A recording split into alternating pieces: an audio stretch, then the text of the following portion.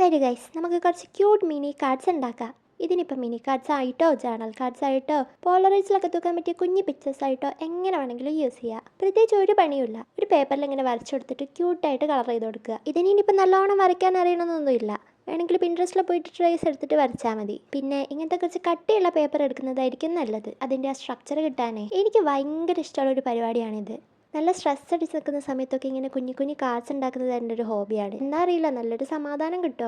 അപ്പോൾ നമ്മുടെ പിക്ചർ വരച്ചെടുത്തിട്ട് അതിൻ്റെ മുകളിൽ കൂടെ സെല്ലോ ടേപ്പ് പൊട്ടിക്കുക. എന്നിട്ട് നമ്മുടെ കാർഡ് കട്ട് ചെയ്തെടുക്കുക. എനിക്ക് എപ്പോഴും ഉള്ളൊരു പരിപാടിയാണ്. ഇത് ഉണങ്ങുന്നതിന് മുന്നേ കൊണ്ട് സെല്ലോ ടേപ്പ് പൊട്ടിക്കും. അപ്പോഴെന്താ, അത് അവിടെ ഇവിടെ ഒന്ന് പരക്കുകയും ചെയ്യും. നിങ്ങൾ എന്തായാലും കളർ എടുത്തിട്ട് 2 മിനിറ്റൊക്കെ വെയിറ്റ് ചെയ്ത ശേഷം സെല്ലോ ടേപ്പ് പൊട്ടിക്കുക. എങ്ങനെയുണ്ട്? ക്യൂട്ടായില്ലേ?